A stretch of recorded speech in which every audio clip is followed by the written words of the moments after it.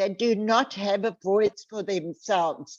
We work with people across Africa that are working in the most difficult of circumstances, where there is conflict, where there is war, where there are extreme cases against women and children. And these are the people that we have gathered together under the Global Peace Let's Talk flag, so that we can recognize them and support them as they're doing their work to bring peace across the world. Global Peace Let's Talk is international. Our head office sits in London. Our vision is to make sure that we give attention to areas that need attention. We do not sit quietly. When we recognize that something needs support and help across the world, we have a voice for that. The team that have set up this Zoom specifically are our communication team that are very alert with our members, and what they do if they identify problems, then they share that with us, and we then get to work to help find solutions. So Global Peace Let's Talk is an organization with a passion, an incredible passion for making a difference in this world. And that is all that I am going to say about Global Peace. My respect and thankfulness to the whole team, my appreciation to every speaker for joining us. I am so proud of all of you, and your voice will be heard. Thank you very much.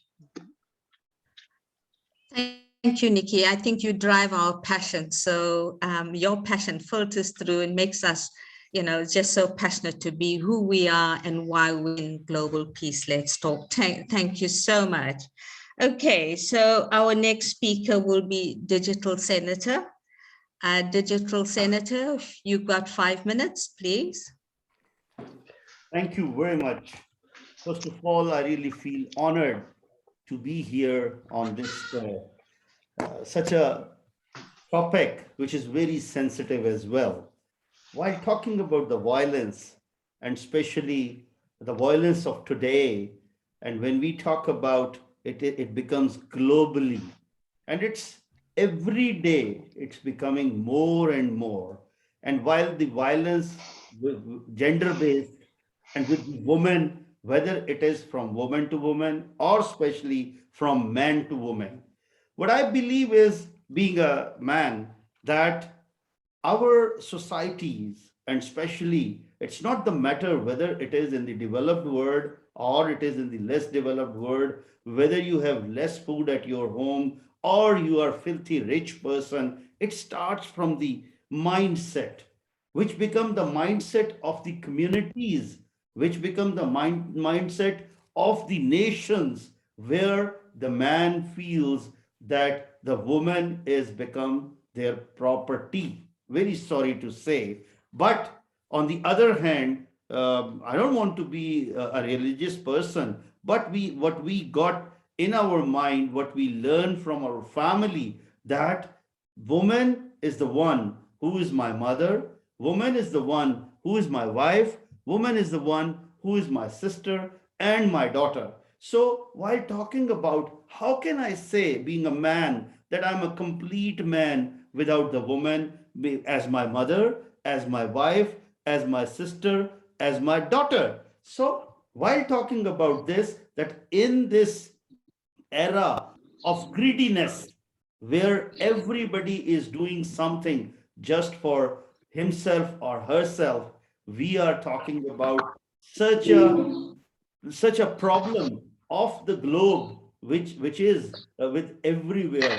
That is, we should try to change the mentality of the people, of the nation, of the men especially, that why we have this feeling in our mind that being the man, I am more blessed, being the man, I am more powerful, being a man, I have lot many other facilities with me. On the other hand, I personally feel, if we want to have a good life, which is the most precious thing, and the life of happiness, if we want the happiness in our life, then we have to give the proper respect more than what a woman do in our atmosphere, in our circle, everywhere where we are. And while talking about this subject, I must say we should create an environment which is on the social basis, on the moral basis, and over and above. Being the legislator, I personally feel the legislation should be all over the world, which I personally feel is lacking, even in the developed world as well. While we see about it, Megara, please just 30 seconds before, if you tell me, I'll conclude in the 30-second last, or maximum in 1 minute. So let's continue with this thing, that while talking about the legislation, what I personally feel is, even in the developed world, yes, we see that the woman has all the rights, equal rights, but how can you feel in the office atmosphere, especially where the women are working with the man, they have a different feelings. So I have to change, we have to change this type of things, this type of mentality everywhere, wherever. Senator, 1 minute. Okay, so let's conclude with this thing. Practically, having such a positive topic and sensitive topic, that we all should step ahead and we all should go for proper legislation. In that legislation, we should try to move with those things which are applicable, which are with doing those legislation, those amendments in the second world, in the third world, and as well as in the developed world. We should give the atmosphere to the women in which they can live a better life. Thank you very much. Bye-bye. Thank you, Senator. Absolutely brave for you to come out and talk about it from a male point of view. And I must say it sits very well. Thank you. We now have Martha Lozano, who is from a lecturer in Argentina, and she's going to talk about positive coexistence. Martha, you have 5 minutes. Thank you. Thank you. Quiero agradecer a los organizadores de este evento por la invitación, especialmente a Nikki de Pina de Global Peace Let's Talk.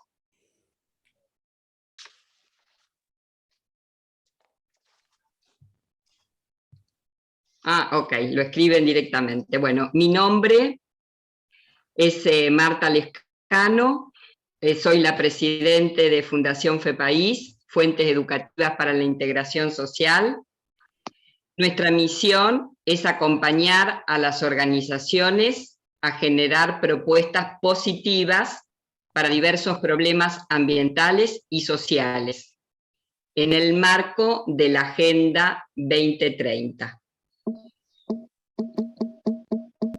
A nuestro juicio, debemos reconocer los tipos de violencia contra la mujer, prestar atención al lenguaje con estereotipos y cultura patriarcal, y poner énfasis en acciones positivas para el bienestar de todos, tanto de hombres como de mujeres. Los detalles de nuestra propuesta serán compartidos hoy con ustedes a través de dos miembros de la organización: la licenciada Susana Sadov y Amalia Barcán. Antes de despedirme, quisiera recordarles que las mujeres aportan ideas, capacidad de trabajo y luchan por la unión de las personas. Es de gran importancia permitir y promover a las mujeres en puestos de liderazgo. Darles un espacio en la toma de decisiones implica mejorar la vida de todos, de hombres y de mujeres. Gracias a los hombres y mujeres que reconocen esto y promueven su inclusión. Thank you very much. Thank you, Martha. Absolutely lovely. And yes, I think if women do not contribute their ideas to to any place, workplace, wherever, then we are winking in the dark. Nobody can see us. Isn't that so? Thank you very much for your contribution. Our next speaker is Dr. Lena George. Hello, Lena. You are now going to talk on domestic violence. Am I right? Yes, Doctor. Okay. Yeah. All right. You've got the floor. You've got 5 minutes. Thank you, Lena. Can I share my screen? Yes, I'm sure. Yeah. One second. So, Senator, please let Dr. Lena George to be having the right to share the screen, please. I request. Just a minute. Yes, Lena George. Just a minute, please. Here it is.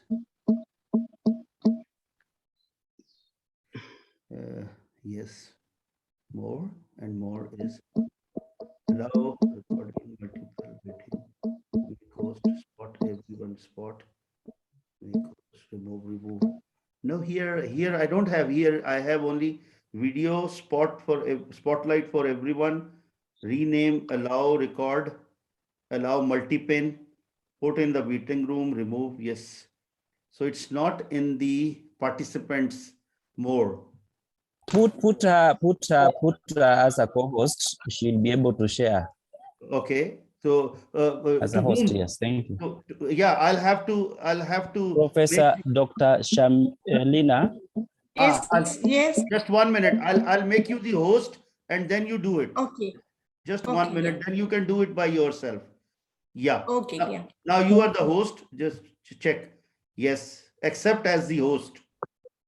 Lena George is the host now. Now you can play the video by yourself. She is the host now. Now you are the host. Please proceed. Yeah. Is my screen seen there? No. No, not yet. Just 1 minute. Share screen.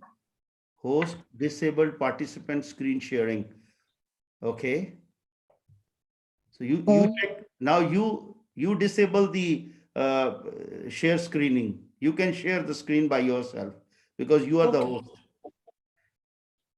Yeah, now we can see your screen. Please move. Yeah, thank you so much.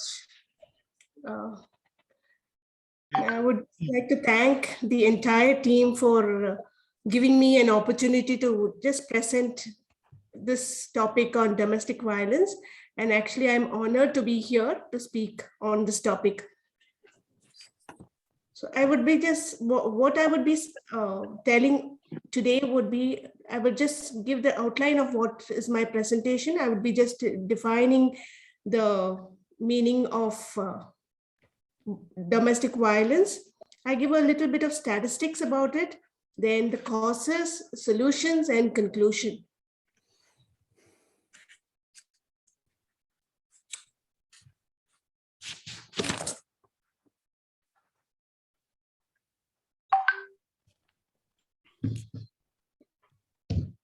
So I begin looking at the definition. It is any incident, domestic violence can be any incidents of threatening behavior, violence, or abuse between adults who have been intimate partners or family members, regardless of gender or sexuality. What is interesting is that abuse is psychological and emotional, such as insults, belittling, then constant humiliation, intimidation, threats of harm, threats to take away children. We have physical violence such as slapping, hitting, kicking, and beating. The sexual violence such as sexual coercion, controlling behaviors, including isolating a person from family and friends, monitoring their movements, and restricting access to financial resources, employment, education, and medical care.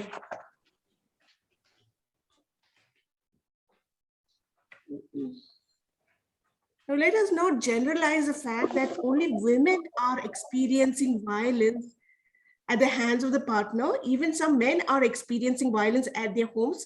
But since studies are very limited in this area, I will be focusing on the abuse and violence that women face. Now, according to the UN Women Report, it states that 1 in 3 women experience violence at the hands of a partner. And as you see this, the statistics given here, the Melanesian region accounts for the highest number of domestic violence against women at 51%, followed by Southern Asian region, which accounts for 35%, followed by Sub-Saharan African region accounting for 33%, and North African by 30%. A study made on the domestic violence in UK revealed that 85% out of 1.3 million people who experienced domestic violence was women. So, and in the age group between 16 and 24 years. Now, the study further reveals that 2 women are murdered each week. Another findings from the same study was that 835,000 men were abused by women in the UK last year. Now, sadly, 750,000 children experience domestic violence in their families. Now, this is, I have just cut down some photos of those people who, of those women who were murdered by their husbands from newsletters. And these were a few which I could just pick up and put it.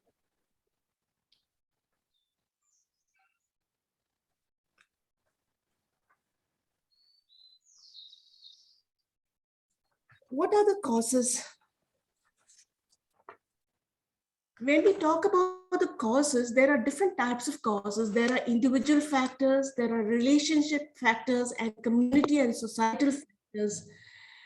When we consider the individual factors, we know there are it is due to young women are usually younger than their husbands, and therefore the husbands feel that they can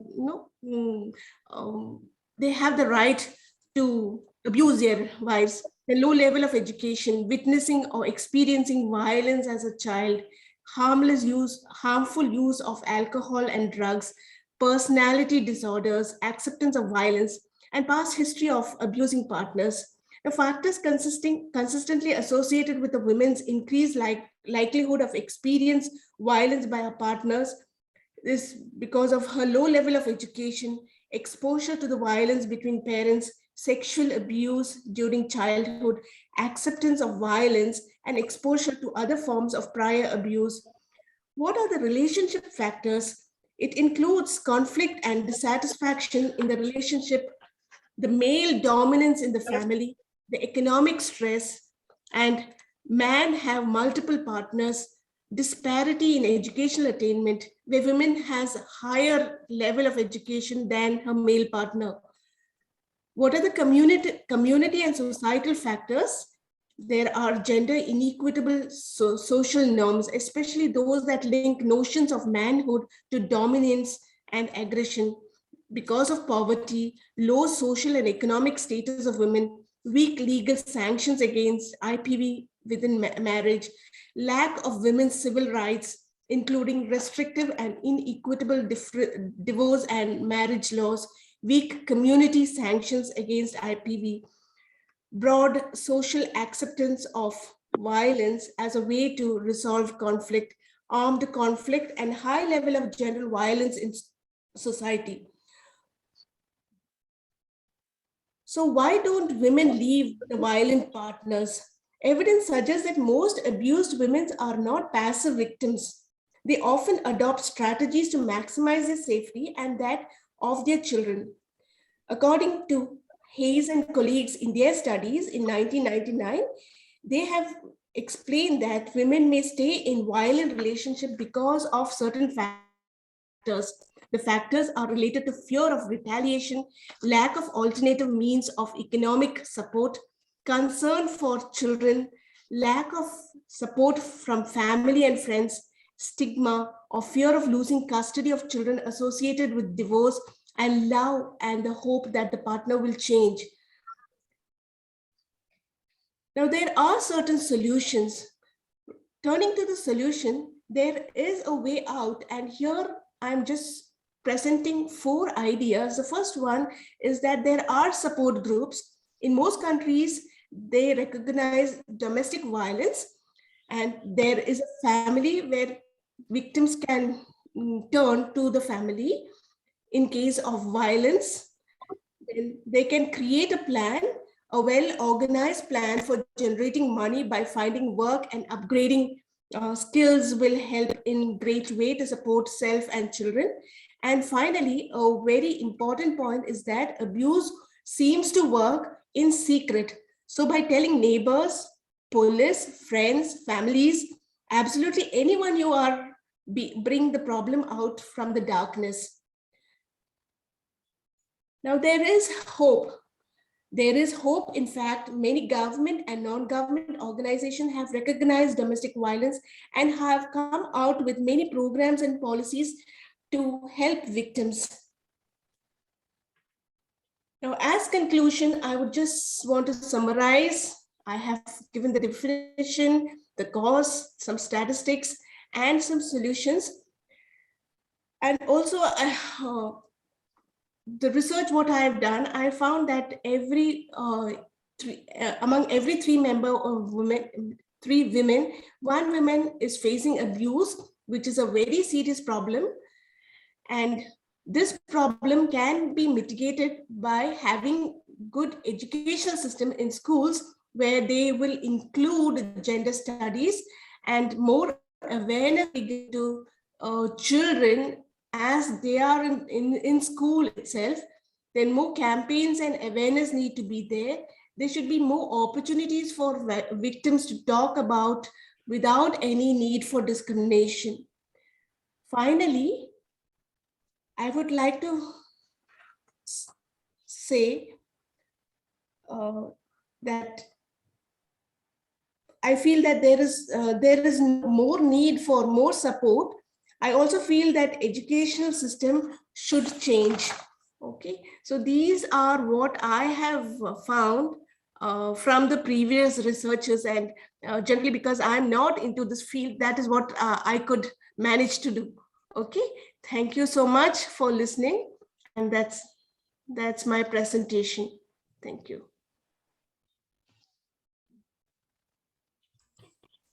Can you just take your screen down so that I can just address this?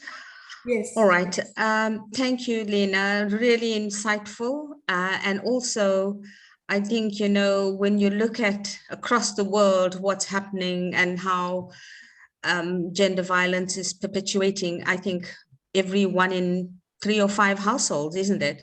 And, my take is that it starts from infancy, really, to get the thought and the mindset and how you treat, how a person treats or a child perceives an animal or a plant. I mean, these are telltale signs of violence coming through. And I suppose there's lots to think about. And thank you so much. All right, now we have question and answers. I hand over to Dorothy. Dorothy, if you can please handle this part. Thank you. Okay, hello everyone. Thank you so much, the speakers, for the wonderful presentation.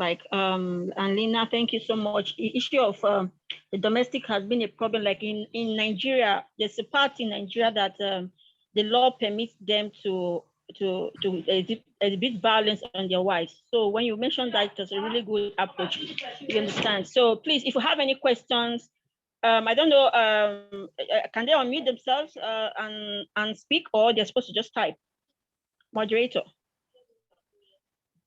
Well, they can unmute. That will be fine. It's good to hear, emotions in the voices and so forth. And this takes 20 minutes. Thank you. This is 20-minute slot. Thank you. All right. So you can just raise your hand if you want to have a question to ask. And I don't know if Charles is here because Martha have been typing. I don't know if there's any way they can interpret what she's writing so that we can also get in what she's saying, because she's really, really saying a lot. So. Yeah, Charles is here. Can I respond to Lena? Absolutely, Nikki, go. Okay, Lena, thank you so much. It was extremely insightful. And it also showcases a need for us to be more alert. Your statistics are truly shocking. And this is the reality of what's happening in our world today. So we need to be more alert. We need to be able to offer safe houses for these women that are so treated so badly, women that are just murdered in cold blood by men who have absolutely no feeling. Lena, thank you so much. I wish you blessing to continue with your work, because you are very much needed in this world to make us alert to what's going on. Thank you. Thank you so much. Okay, and also I wanted to add something. Like this issue of violence, we also need to find a way to also bring people from the rural areas whenever we are addressing issues like that, because most of the time they see culture has been a culture and religion has really played a very, very important role in this issue. So we also should try in one way or the other to bring people from the rural areas whenever we are trying to address the issue of violence now.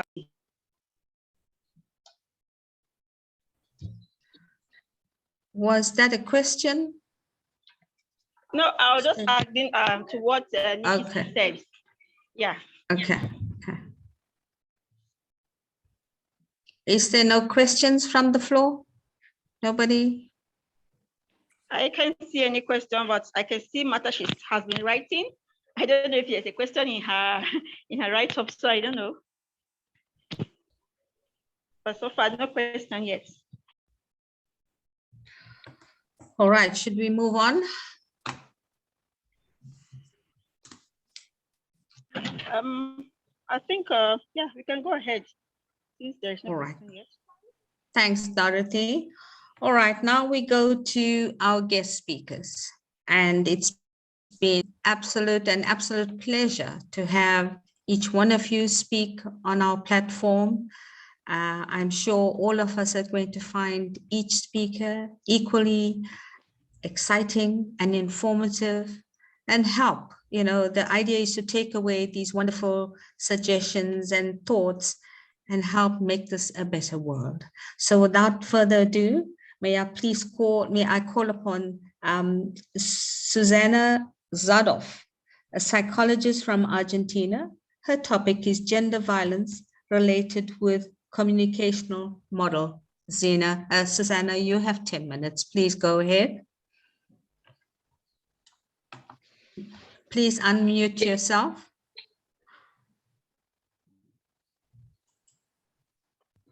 Okay, thank you. Buenos días, tardes o noches. Como miembro asesor de FEPAIS, me siento honrada de compartir con ustedes este encuentro. La violencia como modalidad comunicacional responde a modelos vinculares culturales que se repiten y replican en las diferentes sociedades. En el seno de la familia es donde aprendemos tanto el modelo de mujer y varón como acerca de la maternidad y la paternidad.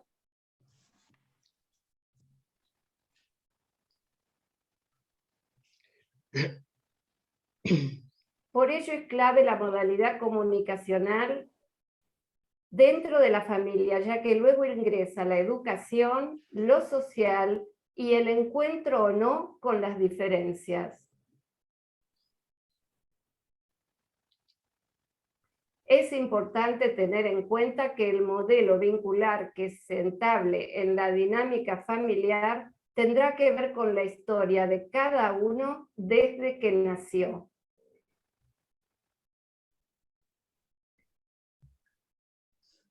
Podemos preguntarnos cómo construimos las personas nuestro actuar. Es a partir de las referencias culturales que vamos aprendiendo a través de nuestro proceso formativo. La transmisión de ideas y valores distintas para cada individuo, por su ser varón o mujer, produce entre ambos una desigualdad construida culturalmente. El enfoque de género contribuye a comprender que muchas de las cuestiones que se consideran como atributos naturales de las mujeres o de los varones son en realidad características extremadas construidas socioculturalmente. La cultura patriarcal es un concepto para hacer alusión a aquellas sociedades que se rigen por estereotipos en las que los hombres tienen el poder sobre las mujeres. Este tipo de dominación del hombre por sobre la mujer se observa en todas las instituciones. Se repite desde lo micro en las familias hasta lo macro, con los cargos de poder del Estado, formas de gobierno, al igual que en el ámbito laboral, jurídico, académico, religioso y por los medios de comunicación. Todas las instancias económicas, jurídicas, políticas son importantísimas, pero no es menos importante la que transcurre en la aparente obviedad de la vida cotidiana, que está atravesada por la cultura imperante que ingresa en nuestros tiempos a través de lo visual y lo mediático, con mensajes sutiles y no tanto que refuerzan el modelo. Lo habitual tiende a naturalizarse y volverse universal como si fuera eterno y propio de la vida, de lo obvio. No sé por qué hay una imagen. I don't know why there is an image of a man, and it's not the translation. Okay, I will continue. No, it's already, translation is there. Please carry on. Hay una persona que está hablando. Ahí está. Listo, seguí, Susana. Bueno, el grupo familiar transmite las creencias sobre sí, sobre los otros, sobre el mundo, sobre la vida, las cuales pueden ser de ayuda o, por lo contrario, limitantes. En la estructura de la familia patriarcal hay una división muy marcada de los roles en sus miembros, así como en la división de tareas. En muchos casos se agudiza en este tipo de estructura la repetición del modelo en cuanto a la posición en la que cada uno se ubica. Para ello es necesario un varón que se posicione como dueño de la mujer con los derechos y que la mujer sea sumisa, temerosa, insegura, dependiente y sin autoconfianza con los deberes. La dinámica familiar a través del modelo comunicacional patriarcal tiene un sesgo sexista, ubicando a la mujer como un objeto, cosificándola y habilita al hombre a ejercer su función como amo respecto de lo que se pueda sentir, pensar, decir, hacer, hasta llegar al punto de tener derechos sobre la vida y la muerte. La estigmatización, descalificación y desigualdad es un acto de violencia en sí mismo, tan frecuente como la violencia física, ya sea hacia la mujer y hacia los niños, directa o indirectamente. Los malos tratos son una lacra que afecta a todos los sectores sociales y países, y existe una correlación clara, rotunda. Quien vio o sufrió violencia tiene más posibilidades de reproducirla y también padecerla. Los diferentes tipos de violencia son manifestaciones de la urgente necesidad de un cambio y un problema gravísimo que necesitamos solucionar para lograr una paridad entre varones y mujeres e igualdad de derecho entre las personas. Para lograrlo, no se trata solo de los participantes activos en una situación de violencia hacia la mujer, sino también de los participantes pasivos, que tienen una responsabilidad activa de lo que es importante dar cuenta, porque suele acontecer el silencio, y el que calla, otorga. ¿Cómo prevenir esta violencia heredada? Evitándola en el seno del hogar, para que los hijos no la aprendan y reproduzcan. Las mujeres tenemos un rol fundamental en la crianza de niños. Por ello es necesario estar atentas frente a palabras, actitudes, mandatos, el miedo, el silencio y su naturalización, que conducen a reproducir y potenciar la cultura patriarcal y su reactualización.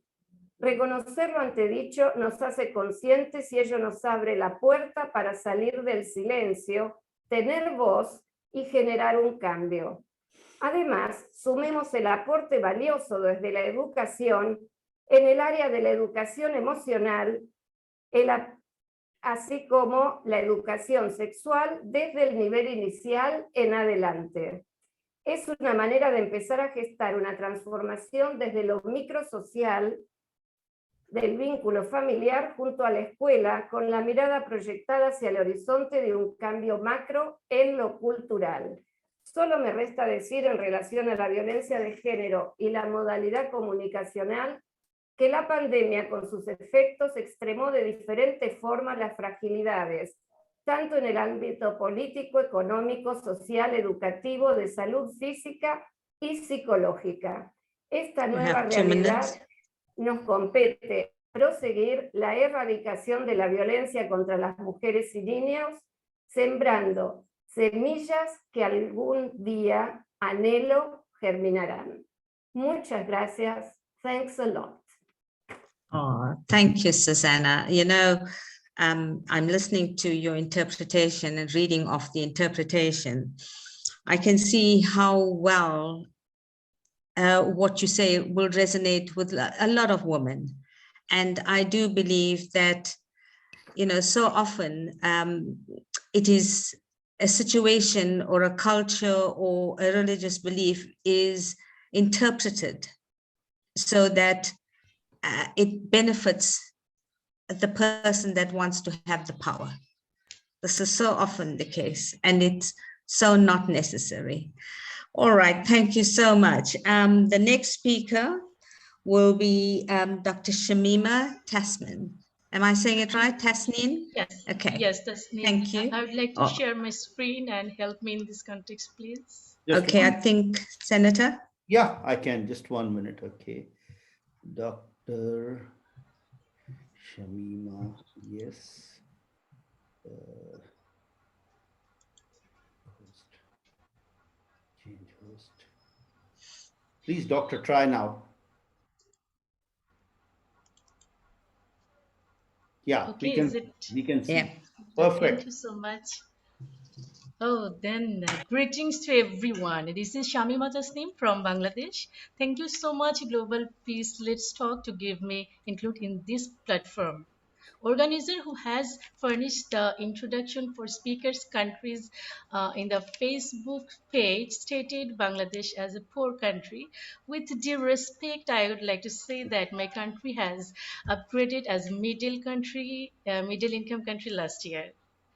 Yes, I am from Bangladesh, where we have women prime minister.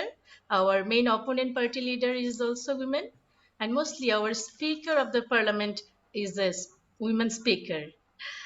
So of course I'm proud of this, and at the same time I'm ashamed and I am upset as my country ranks 4th in the violence against women by intimate partners.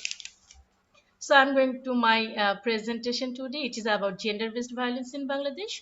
And we know gender-based violence actually an umbrella word. So I'm just speaking the violence against women.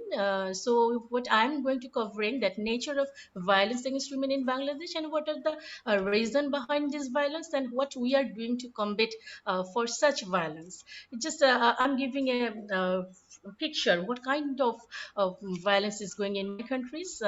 That is intimate partner violence, physical torture, battering and killing, mental torture, verbal abuse, negligence, instigate to commit suicide also, sexual harassment, rape, marital rape, gang rape, and so on. So on. I cannot say all the types, but I'm just trying dowry, acid rain, child marriage, forced marriage, trafficking, pornography, forced prostitution, honor killing, if teasing, cyber crime, and also blackmailing through personal videos circulating is also going on. So what are the reason behind this? What are the factors regarding the violence against women in our country? Before going this, I am sharing one of my experience this morning. One of our local government women representative, her position is women vice chairman in the Upazila. This morning, her husband brutally tortured her And when her colleagues found her, all the rushed to her husband and asked, "Why did you beat our vice president?" The husband replied, "I beat my wife, not your vice president." My dear sister and brother, just think, we may be the vice president or more than that, but still we are someone under, then they can do everything over us. So just look at the causes behind this violence. Socio-cultural perspective, that is, masculine culture is going in my countries, and another is economic perspective, economic dependency of women on men, unequal resource distribution, unequal property right. And if you think legal perspective, lack of legal practice here, women's little knowledge on law, and corrupted and biased legal institution we have. Political perspective, lack of accountability of politicians, women's low participation in politics, and few women organizations are working here. Of course, I feel shame as my prime minister and so many leaders are women, but still I'm staying like this. And another point is the pandemic. Of course, Corona pandemic was like just fuel on fire. Already United Nations has conducted the study, and among 13 countries, one of my country was that. Already you know the uh, miserable condition of my country. So from all the reason, at least I'm taking only two variable, which is given by Hofstede dimension of culture. One is masculine culture and another is high power distance. Look at in masculine culture, men are tough and strong, women are tender and sober. Men are dominating and women are submissive. On the other hand, due to high power distance, it creates gender inequality in family, society, workplace, politics, and economics. And thus, men are more authoritarian and women are oppressive and powerless. In such vacuum, actually, violence creates. So now I'm just giving you some statistics. Actually, I feel so sorry to say about this because degree of violence against women should not be measured by statistics. Single violence is 100% for that women. Each of the life is valuable. So it doesn't matter whether it is 1 or 100. But just look at in a single day, 20 cases happened in my country and it was from a daily newspaper. So there are so many cases which are not reported actually. And there is another picture. There are so many kinds of violence, but I have picked only the issues that rape in corona pandemic. Just look at near about 2,000 raped. And miserable sin is they look at the picture of age of the children who were raped. 68 children who were below age 6 were raped. 139 children raped who were 7 to 12 years, and 192 children raped who were aged from 13 to 18. So it says something different in of my country. Actually, I'm not concerned or I'm not going to analyze the statistics. I am more emphasizing, or I would like to say about what to do then, because many of the country are facing same problem like us. So very specific to how to combat violence against women. We need proper education for girls and boys. Then a textbook should develop its curriculum explaining the importance of gender violence, gender equality, and negative impacts of violence against women. Boys need counseling and training for accepting gender equality. Girls need to be skilled to ensure her safety, like they can learn martial arts, judo, or karate. Technological skill is also be a safety guard in this context. Sometimes victims are blamed for being facing such violence like rape. So family members and parents should stand by the victims. It is one kind of supporting them. Then what we can do is a community involvement is highly essential to stop violence against women. So there may have some group of men and women who will come forward when violence occurs. NGO, the other point, are playing important role by awareness raising, capacity building, and giving legal aid. NGO can impose some condition to grant any loan, like if the man or family who is involved in violence will not get any loan. And another point may be the need to break the silence, already started in our country. While any violence occurs in the running bus or train, our women start to speak loudly now. And next point is unity is the strength. We should support all vulnerable women, feel them that they are not alone. So you have 2 minutes. actually, share, I will complete. And so we cannot think there is a ready-made capsule which will stop violence against women. It is a collective process needed. It is individual level from capacity building, collective level, state level should implementing law for violence against women, and international, of course, that level like this conference and also CEDAW should be implemented in every country. And I'm at the ending of my presentation. Today is International Human Rights Day. Women need the honor as human first, and we can strengthen ourselves by conceptualizing the term women as. I would saying boldly, we should say W for wonderful creation of God. We are the Wonder Woman.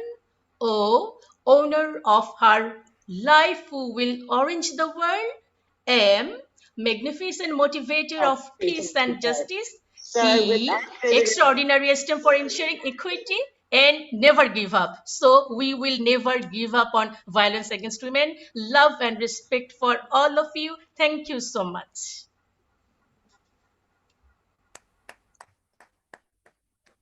Thank you, Shamima. Really very, very thought-provoking. And I do think, you know, it's like reinventing the wheel, because you got to retrain the thought process, and also at the same time, not let men feel insecure, and make them understand it is okay to have women as your equal. It is okay that it's accepted. And I think it also starts, as you said, from home. And if we change the narrative from homes, as mothers, as sisters, as daughters, and show them that they can share in this world of ours equally. So thank you, very, very important, very profound. Thank you very much. All right, the next speaker. Thank you so much. We're on to speaker 3, and I'm going to ask Amalia Bakari. Am I right? Did I pronounce that? Yes, Amalia Bakan. Amalia Bakan is the head of public hospital social services of public hospital, a comprehensive approach to gender-based violence, a possible proposal. You have 10 minutes. You have the floor. Thank you. Hello. Agradezco esta invitación y es un honor y un placer formar parte hoy de este exclusivo panel de disertantes del mundo para trabajar sobre un tema tan preocupante y difícil de erradicar como la violencia hacia las mujeres y las niñas. De Prati definía la violencia como un abuso de poder en un contexto de asimetría. Si bien es dañina en sus efectos, su intención última no es necesariamente dañar, sino someter, doblegar, paralizar.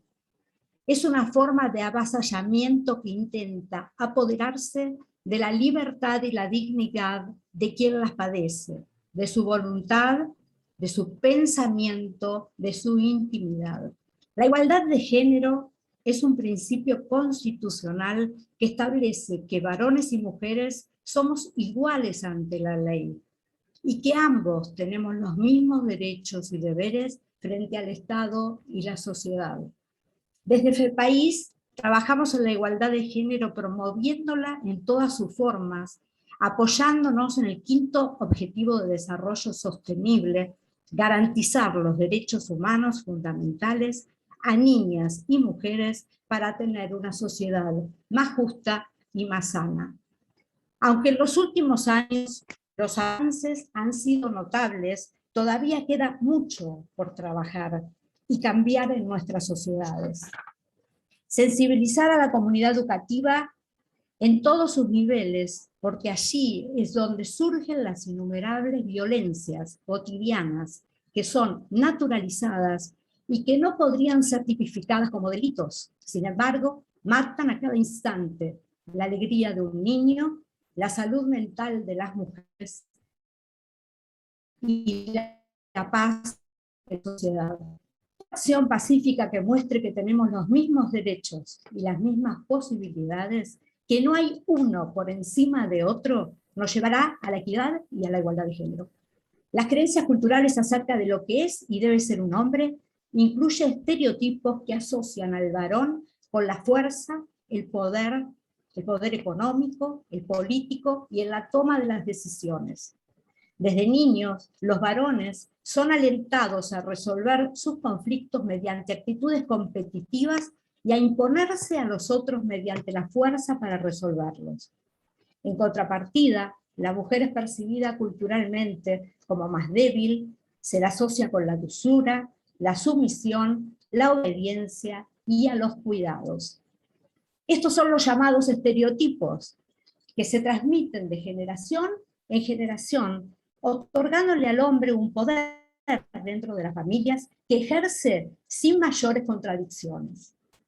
Lo que nos conduce a los mitos, los que funcionan como verdades absolutas y que se establecen como patrones de conductas esperables que brindan seguridad y que son resistentes al tiempo, al razonamiento y son creíbles aunque se haya demostrado su falsedad. Las mujeres que vienen luchando por sus deberes desde tiempos inmemorables a través de los movimientos sociales, lograron la sanción de nuevas leyes. El profeminismo, del que muchos hombres también forman parte, intenta alcanzar la simetría entre ellos, hombres y mujeres. En mi país, la legislación y el trabajo con las mujeres que sufren violencia son excelentes. Leyes modernas que protegen a la mujer, a los niños, niñas y adolescentes. Instituciones y profesionales capacitados y a disposición para acompañarlas. Sin embargo, estos últimos nunca son suficientes, porque los hechos de violencia hacia las mujeres continúan y crecen. Las estadísticas nos muestran que las leyes y el trabajo con ellas por sí solos no son suficientes, e incluso las medidas judiciales y cautelares no alcanzan. Estos son los números que los demuestran. En lo que va del 2021, se cometieron 227 femicidios en nuestro país. En los primeros 10 meses del año hubo un crimen cada 30 horas, la gran mayoría cometidos por su pareja o expareja. 255 hijas e hijos, de los cuales el 60% son menores de edad, quedaron sin madre. Solo la línea de atención telefónica por situaciones de violencia ha recibido de enero a diciembre de 2020 108.403 llamados y en el primer semestre de 2021 52.072. ¿Qué más queda por decir? Lo que hacemos no alcanza. Es imposible para mí pensar en un cambio en las situaciones de violencia hacia la mujer si no se trabaja también con los varones que la ejercen. Estoy cada vez más segura, a medida que avanzo en esta tarea, que se debe incluir el trabajo con los varones. Pensemos que si la mujer logra salirse de ese vínculo violento, este varón muy pronto conocerá a otra mujer y repetirá lo aprendido. Si no trabajamos con los hombres, si no logramos que desaprendan y aprendan otra forma de pensar y vincularse con la mujer, entonces volverán a ser hombres que ejercen violencia. Ahora con otra mujer, y otros niños serán sus víctimas. El modelo de intervención que proponemos es el modelo de grupos psicosocioeducativos, desde donde se busca la reeducación del agresor, que comprenda la dimensión del daño que causa el ejercicio de la conducta violenta, que acepte y asuma la responsabilidad de sus actos. Los profesionales que trabajamos con estos grupos psicosocioeducativos para varones que ejercen violencia en mi país, formamos una red de equipos de trabajo y estudio masculinidades, desde donde sugerimos algunos principios que podrían utilizarse a nivel nacional e internacional para aunar criterios en el trabajo con varones. También sus integrantes estamos en un proceso constante de investigación para mejorar la eficacia de la atención grupal. Los objetivos del trabajo con varones en estos grupos son brindar seguridad a las mujeres y niños víctimas de violencia, reducir la gravedad de las conductas violentas en aquellos hombres que la ejercen, favoreciendo los cambios necesarios en el pensar, en el sentir y en el hacer para que resuelvan sus conflictos en forma no violenta.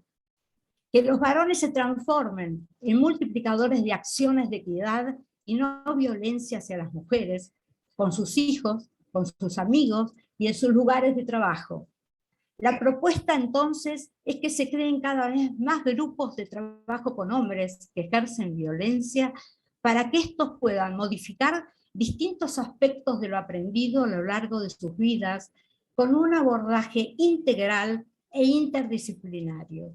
Considero que es un trabajo lento y arduo, que en forma conjunta con el trabajo con mujeres que sufren la violencia, logrará bajar la tasa del mayor flagelo que preocupa a la humanidad por su permanencia en el tiempo y la cantidad de víctimas que merecen. Las modificaciones y cambios de muchos de los varones que pasan por estos grupos hacen que cada vez más apostemos a ellos. Muchas gracias. Thank you.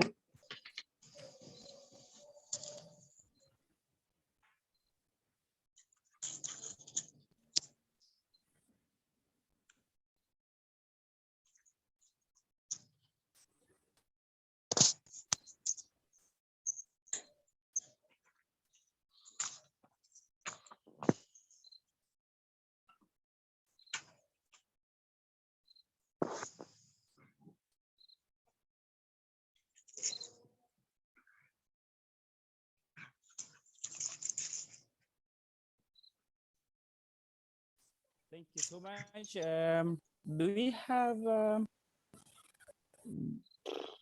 Yes, please. Dorothy, can you take over? Manage seems to have stepped out a bit. Please, Dorothy.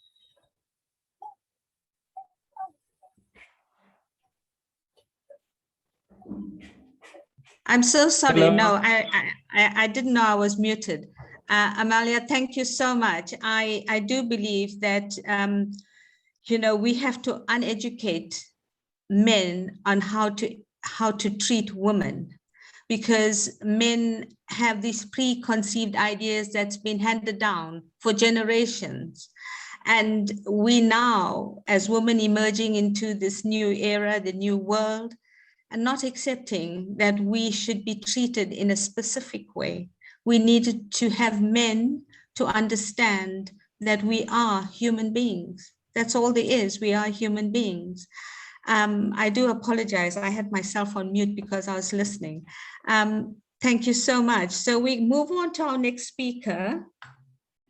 And this is Dr. Manusha Pudal, lecturer from Tribhuvan University of Nepal.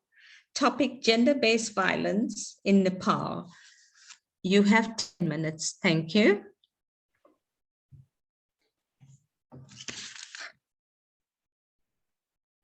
Dr. Manusha.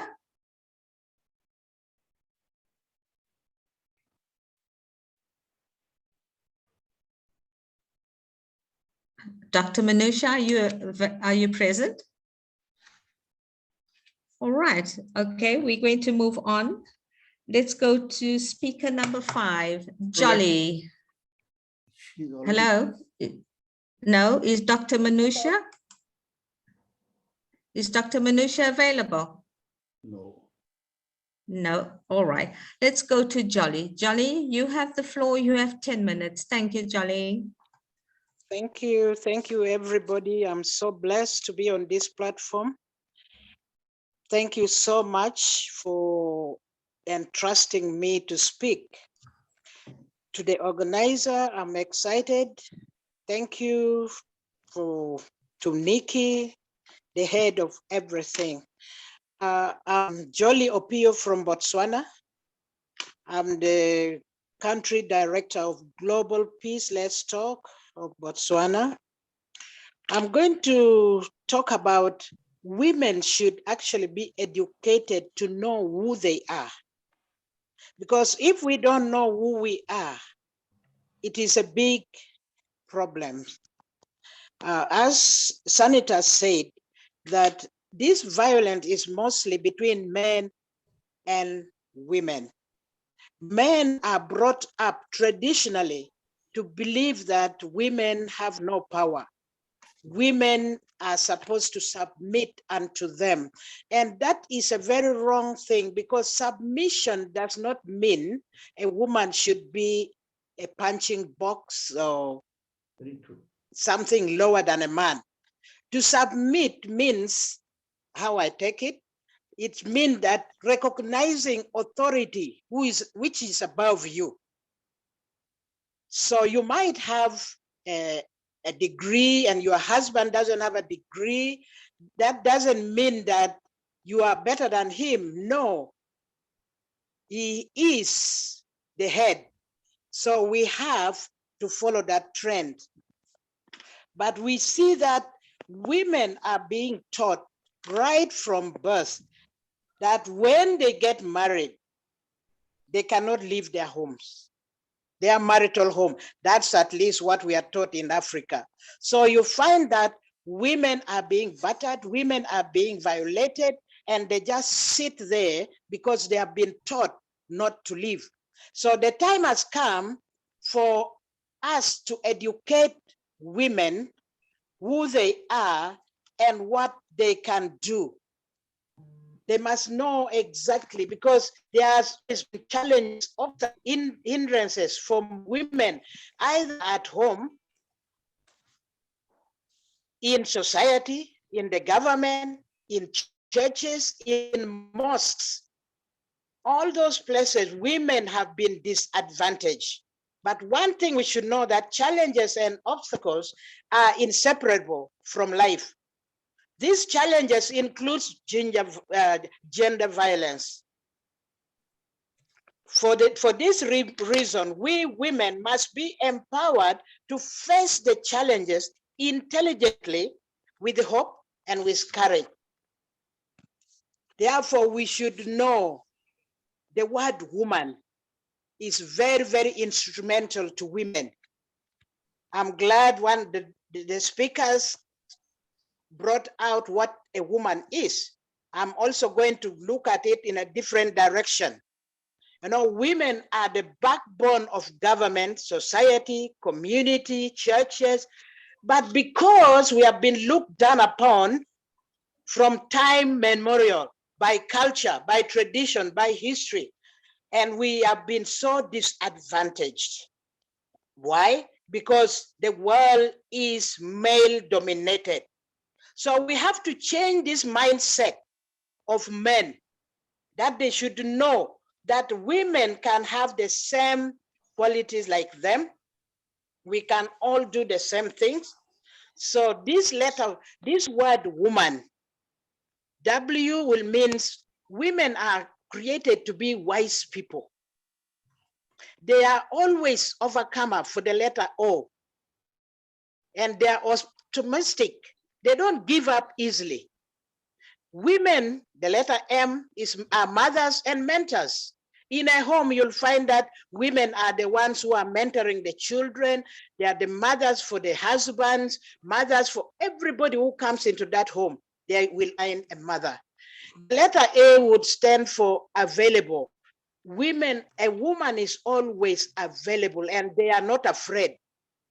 They can face any challenges because they hope that at the end of everything, there will be a result, there'll be improvement. That's even why they stick where they are being beaten, because they believe that they can make things change. And letter N means that they nurture and nourishes people. So when we take the word, we use the word challenge.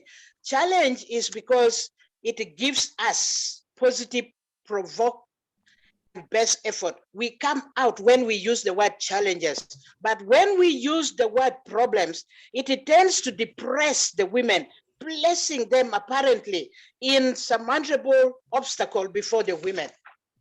So women have been treated by tradition, culture, and have been made to feel that they don't belong.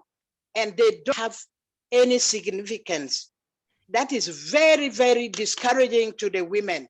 So women, they must be taught that they carry treasures, not only carrying them, they themselves are treasures. Allow me to quote the Bible. The Bible said, he who finds a wife finds a good thing. That is a woman. A woman is a good thing, is the treasure. So now we as women, we have to come out, arise and shine, because the treasure we are carrying, the ability, the talents is all embedded in women. And we should know that the gender violence, based violence, cannot prevent us from coming up. Women need to be educated to know who they are, so that they are not pulled down by gender-based violence. We are wired or designed a way that are productive. Spiritually, women are productive. Mentally, women are productive. Physically, women are productive. Socially, women are productive. Economically, women are productive. Politically, women are productive. So women must know that they have this power. And when you know who you are, you cannot allow any violence, you know. You have to face it intelligently. Your name, woman, W means you are wise. Lastly, in the heart of a woman, there are 4 chambers. The chamber of love, the chamber of care, the chamber of education.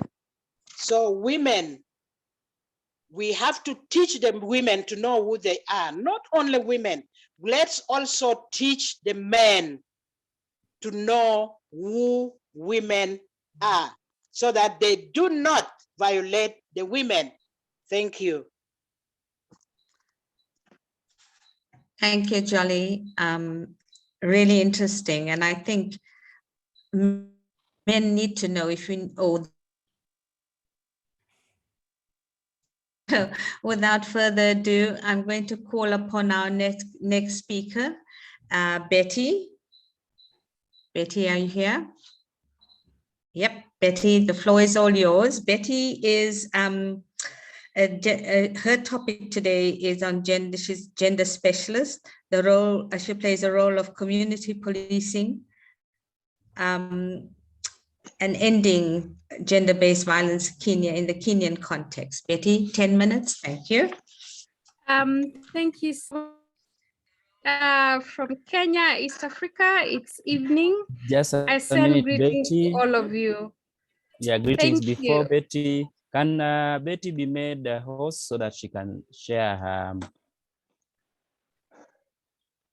Okay, I will. Proceed, Betty. Just 1 second, please. This, yeah, here we are. And please check. Betty, please check. Betty, Yeah, you are the host now. thank you so much. I hope you can all see my screen. Yes. Just like you heard, my name is Beatrice Komboka. I'm a gender expert here in Kenya. And maybe to tell you something that you won't forget from this wonderful conversation is that I'm also a survivor of female genital mutilation. And I went this particular violence when I was about 8 years old. So that gives me the passion, the oomph to keep on fighting for my fellow women and girls out there. So today I'm going to speak about the role of community policing in ending gender-based violence, and I'm giving a context of Kenya. Specifically, the reason as to why I chose this particular topic is because I've had an opportunity to work with the National Police Service and organized communities here in Kenya that are called residence association, or a Swahili word called nyumba kumi. So basically, this is a very unique relationship with the duty bearers in terms of fighting this particular menace here in Kenya. So there are institutional gaps and challenges as far as this particular relationship is concerned, because as you all may know, in every community, in every setup, there are all negative attitudes and stereotypes that really bar investigation, especially when it comes to survivors of gender-based violence. So within the police context, survivors of sexual violence are deemed not a top priority crime, yeah, as compared to other crimes like murder, robbery with violence, name them. So when a survivor shows up at a police station, they're just treated as others. So this is really hindered in terms of response, how these particular survivors are being taken care of. And then of course, lack of information and provision and sharing, yeah. So as much as our Kenyan constitution gives us a right to information, there's really lack of information out there on how to access services from the duty bearers. And then of course, lack of knowledge on effective handling of investigation into sexual violence crimes. So this is really a gap within the National Police Service, because when a civilian is recruited into the service, they undergo a particular set of training that usually takes about 9 months. And issues to do with gender-based violence is just a touch and go as compared to other areas of their curriculum. So that has really been an institutional gap as far as fighting that particular menace is concerned. So basically, I want just to brush through for the interest of time. We have issues like inadequate identification of wide-ranging types, forms, and of course, manifestations as they occur on sexual violence. We have criminalized law, including threats, elements that characterize such crimes. We have strained leadership within the police and communities. And this has really, really hindered the fight against gender-based violence, because there is a perception here in Kenya that police officers are perpetrators of crime. And by crime here, I mean gender-based violence. So the general public lacks trust in terms of being free and coming out to report cases of gender-based violence. And then I'd like to speak about competence. Here in Kenya, we only have 3 forensic doctors. And unfortunately, one of them resigned about 2 months ago. So we only have 2. So you can only imagine the backlog in terms of collecting forensic evidence to back up, you know, a case in a court of law. So this has been a challenge here in Kenya. And as we move forward, I'm hoping that something will be done. And then, of course, community policing, it is a philosophy. And of course, it's an organizational strategy. I saw you presenting. What? I saw you presenting. Yes, I was Sorry, wondering. someone needs to mute their microphone. I just finished. Somebody had just taken it over. Yes, that's good. I'm seeing her. Thank you. Thank you. Please mute your mic. There's a lot of noise from the background. No. Manage? Oh, okay. Maybe. All right. So I will proceed nevertheless. I hope people who are talking from the background, they'll be able to mute their mics. Thank you so much. So then this is a voluntary participation from the local communities, and there's no really an award for that. But citizens of goodwill who are organized as residents association, as I mentioned in my earlier presentation, that they come out voluntarily to offer intel or intelligence to the police service so that they can also plan their response as far as crime in general and gender-based violence is concerned in Kenya. So there's the quality of relationship between community and police that is often determined in 3 factors, I could say. that a survivor reports violence and receives adequate treatment. Also, a perpetrator is apprehended, investigated, and prosecuted. And effective action is then taken locally to prevent future incidences of violence. For those of us who've been in this particular space, we all know that there's that referral pathway from the point where a survivor reports, seeks medical attention, reports to the police, seeking legal justice, psychosocial therapy. So that particular chain, it's really a very tedious process. Moving on, I like to talk about the potential partners for community policing. So this is just a context that can be found in any organized structure. So we are talking about other agencies, and other agencies here, I mean other duty bearers that work closely with the National Police Service in terms of giving the survivor justice. So I'll give an example. We have the Ministry of Education, we have the Ministry of Health, we've got county governments, we've got the judiciary, we've got government agencies, and then of course there are probation and aftercare services. So there's quite many. And then in community members, we're talking about volunteers, we're talking about human rights defenders, formal and informal community leaders. At times we call them gatekeepers, who are valuable resources in identifying the community concern. We're talking about village elders, the civil society organization, and the media. And the media here plays a very critical role in publicizing the issues in the community and possible solution in terms of fighting gender-based violence in Kenya. In priorities to ensure community policing improves prevention, protection, and response to gender-based violence, you can see I've outlined quite a number of approaches that can be used at the community level to enhance prevention, protection, and response. So there's need to you have 2 minutes. Community. Thank you. There's need to educate the community so that they can improve the relationship with the police, so that they're able to come out and report these cases whenever they happen at the community level. And then of course, integrating gender and gender-based violence issues across the police operations locally and early stages of police reforms, and led with measures that take at the national level and elsewhere. And then of course, this is a continuation. There's also need to promote linkages between the police and civil society like us. So this can be done through joint training, coordinated referral services, and so forth. So basically, amplifying what is called the referral pathway.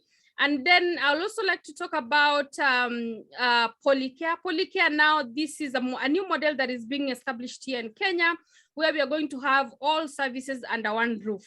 It has not been tested yet, as we only have a model Polycare center in Kenya, but we are hoping with funding and support from developer partners, we'll be able to scale this to all the 47 counties, to the villages, to the communities where this menace happens. So asante sana, thank you so much. I hope I was right on time. I could be able to respond to questions if they arise later. Thanks. Back to you, Manage. Thank you, Betty. Really lovely presentation. And also, good to see that law and order is looking after women and changing the narrative when these ladies come to them or men come to them. And that's what it's all about, is for the law to protect and help. Thank you very, very much. Well presented, very, very enjoyable to listen to. Thank you kindly. Okay, so now we're on to our next speaker, and I take pleasure in presenting, asking Tamika to present. Tamika Williams hails from the Ras Natango Gallery and Garden, Jamaica. Her topic is using art to fight gender-based violence. Tamika, you have 10 minutes. Thank you. Good day. Thank you so much. Using art to put the spotlight on gender-based violence. Today, I will use the art of storytelling to paint a picture of abuse and why it is still happening today. The solutions are woven in the story, and I hope this will empower everyone, even one survivor, to live and take back the power of self.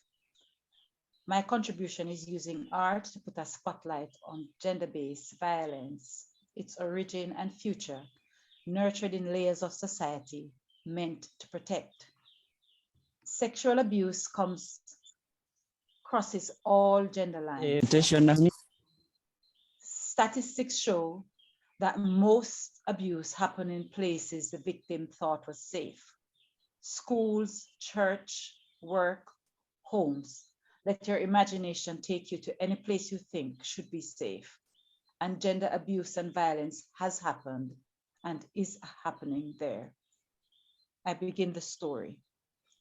There once was a little girl, only 3 years old, when her mother migrated to the United Kingdom, leaving her and her 4 siblings behind.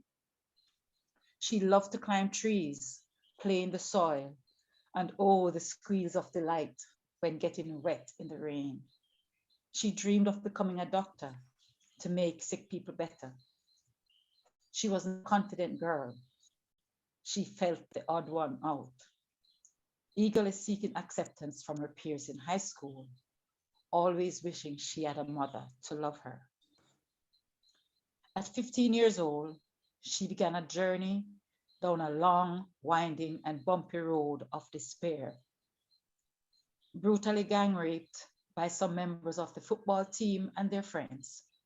She was kicked out of school and home, and further abused by being blamed for bringing shame on her school and family. Betrayed by the very people who were supposed to provide for and protect her. The 2 boys who planned the rape of this little girl were transferred to a different high school to secure their education and football skills. They now became the alleged victims of what their parents believed to be the lies of this little girl. She felt they were rewarded for violating her. She lost her name, her family, her friends, her home, her beloved teachers. She lost her way of life and prayed she had died. Voted least likely to succeed, an outcast of society, she gave up on life. She gave up on her dreams. At 16 years old, she met the man who would change her life forever. He taught her she was beautiful. He taught her to survive. He taught her to find value in the valley. She built a perfect wall to protect herself and her heart. And within that wall, she grew flowers. When she turned 58, her classmates whom she had lost touch with reached out, inviting her to their class reunion. Could this be true? Could she be finally accepted and a part of the crowd? Away home from the wilderness, they invited her to read an excerpt of her book to motivate.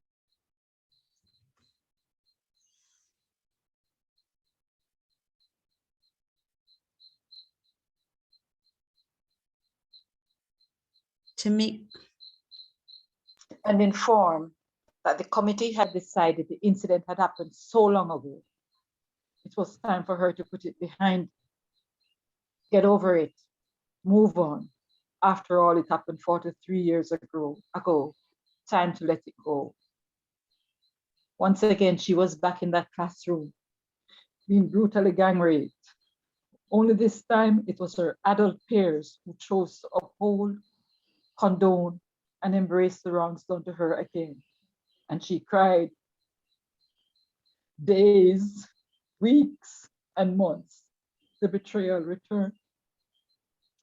She says she feels her classmate meant no further harm. She thinks they were afraid to address what happened to her.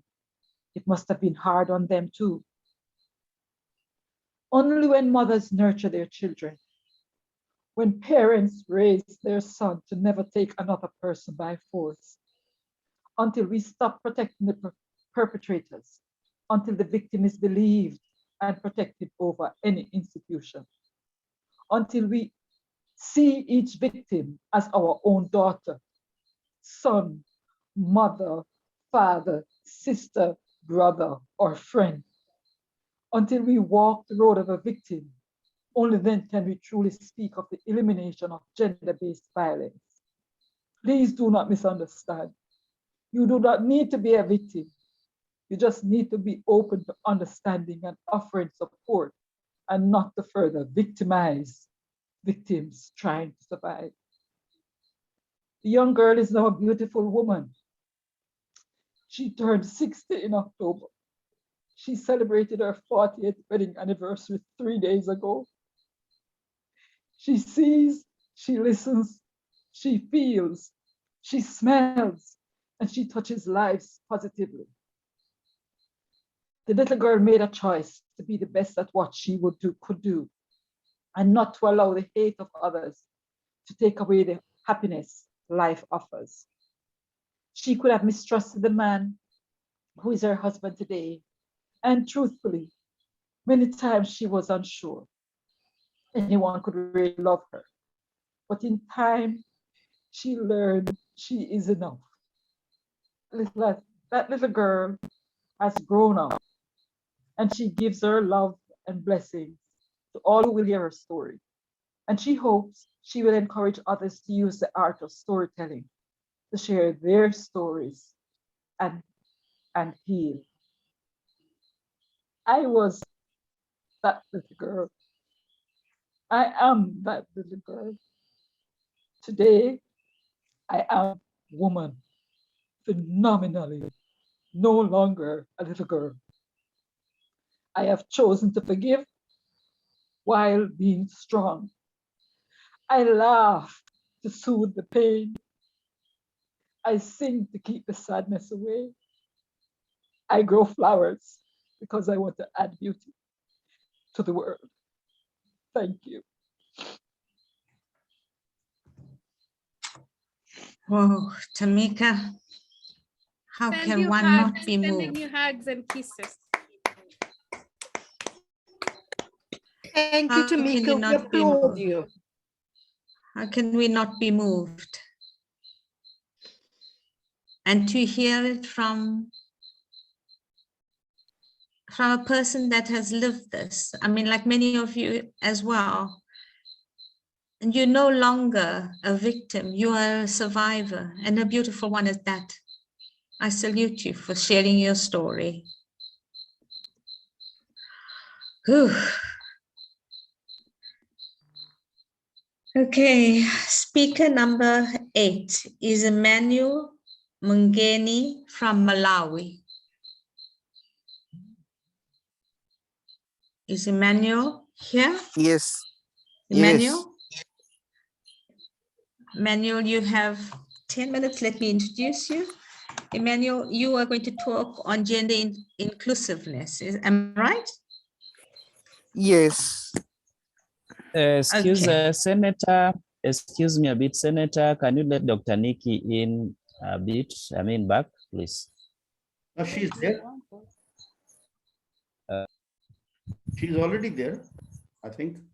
Yeah, she's here. No. Okay. On page 2. Okay, Emmanuel, you have 10 minutes. Please go ahead.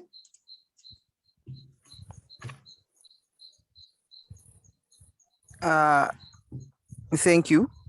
My name is Emmanuel, as Manage has already said. I will present gender issues in Malawi, a new response concerning exclusiveness. Gender-based violence in Malawi has increased over the years despite efforts by government and non-governmental organizations to end it. Cultural practices that were fueling gender-based violence in Malawi have been tackled, and areas which led to GBV have been dealt with, though some are being practiced.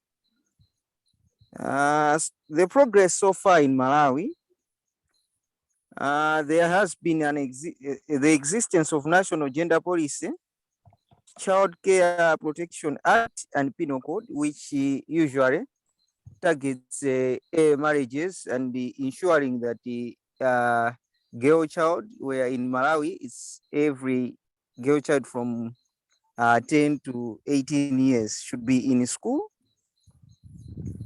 There has also been establishment of victim support units in police station, where gender-based violence victims report their issues. Now, in terms of this victim support unit, the unfortunate part in Malawi is that usually the unit is comprised of men. So when issues are concerning women, and the woman has gone there to report a certain kind of violation that she has been subjected to, usually the men do not know how to handle these issues because little emphasis is being placed on how to handle such kind of issues. So usually most women do not report the whatever kind of violence that they are experiencing because of fear of being violated again in the police institutions.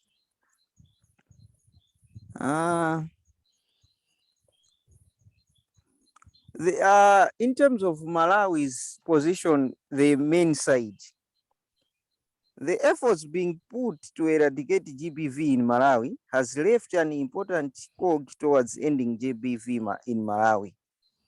This is because men and boys have been left out in program implementation, wherein they end up frustrating the progress of the program. I happen to be someone who is working in rural areas, advancing adolescent girls and young women programs. The sad part of such kind of programs is when you add in the important factor of ensuring that the men should also understand the need for the donors. Whenever we have donors who are advancing women's rights, when you advocate for inclusion of men, usually the donors will not be happy or they do not support such kind of programs. So whenever you support a woman in terms of Malawi situation, the end result is that men would feel as if their powers are being taken off. So because of that, they end up becoming a problem towards any program that is advancing women's rights and gender-based violence, ending gender-based violence. So because of that, most of the programs are failing because of their inability to include men in their programs. Earlier GBV programming demonized men and boys without taking into account their importance to the successful implementation of the programs. If we take time and evaluate the programs that are advancing gender or trying to end gender-based violence, it's as if men are the demons over this.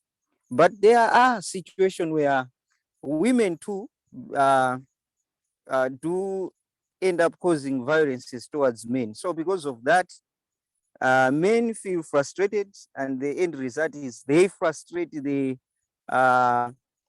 implementation of gender-based violence programs.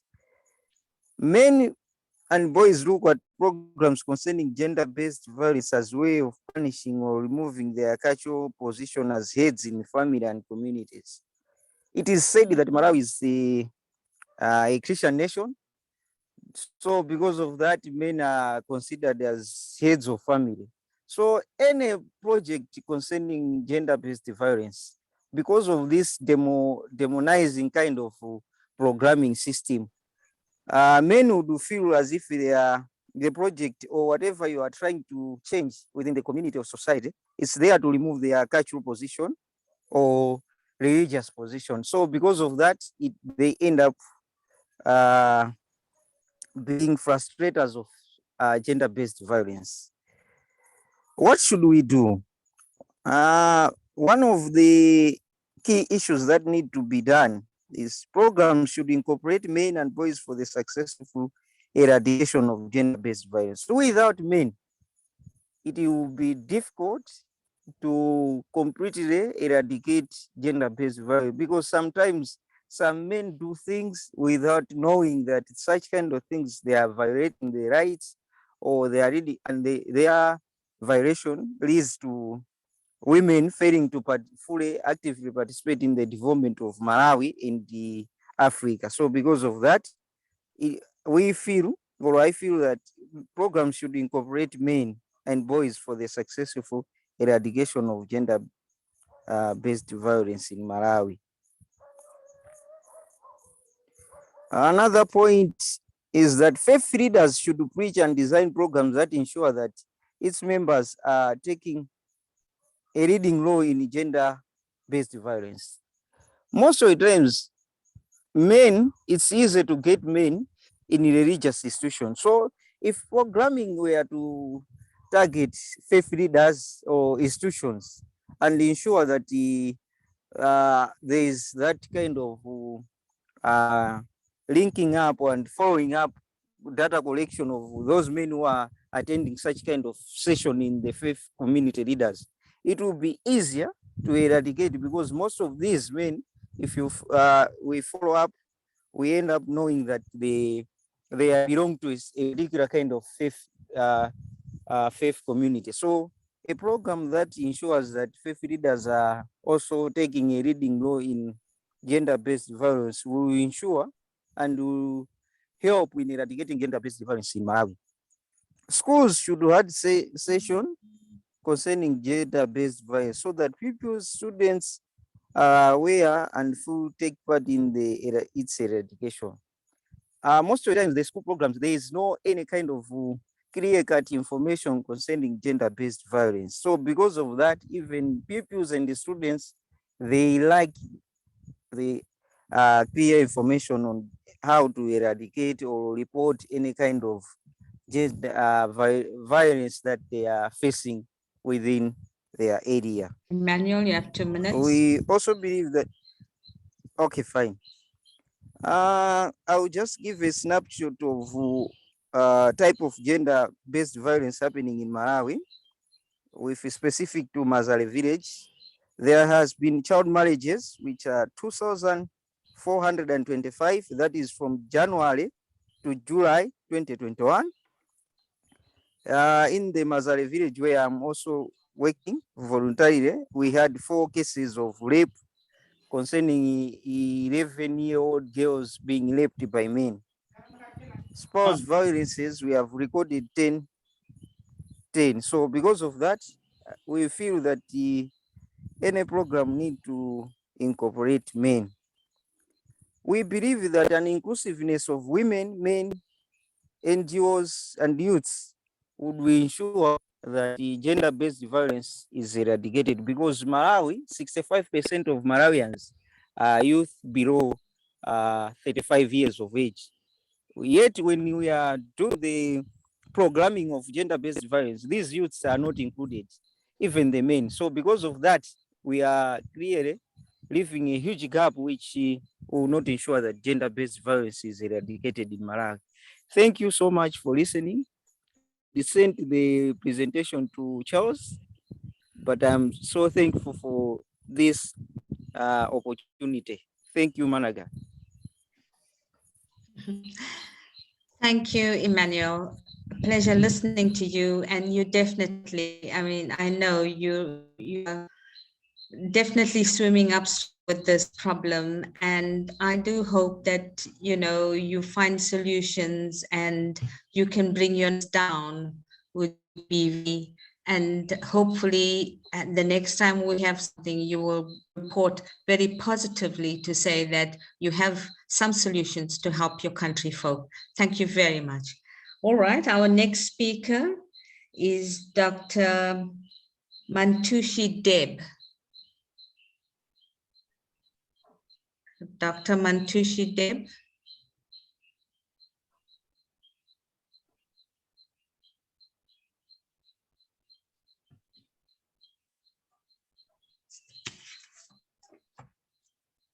I don't think we have Dr. Mantushi Deb.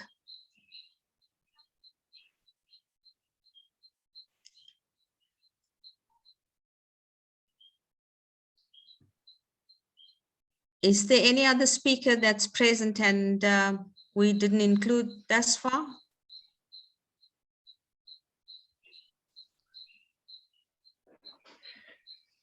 I think we can invite Jayanta, Dr. Jayanta, I think, to take that part. Is he present?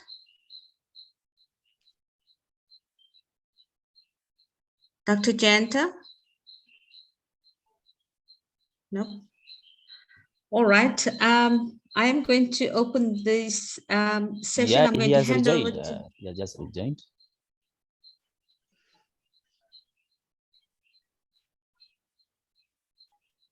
Charles. Can I move on? I can see Dr. Jayanta's mic is on, but I don't know why he's not speaking.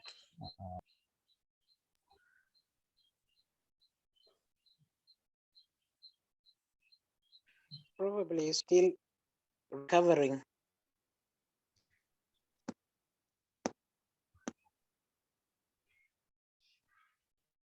All right. Let me ask Dorothy to, I give you 15 minutes, Dorothy, for question and answers. Please go ahead, take over. Thank you.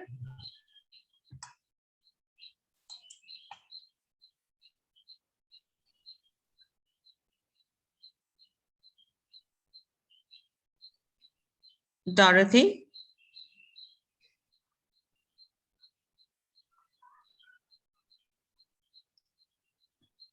I think Dorothy dropped out. I think maybe due to network problem. I think All right. you can open the floor for general questions and comments. All right. Anybody, please, if there's any questions, comments, please let us hear your views. Thank you. We have 15 minutes on the slot. I see Franca. Franca, you are here. Would you like to add anything?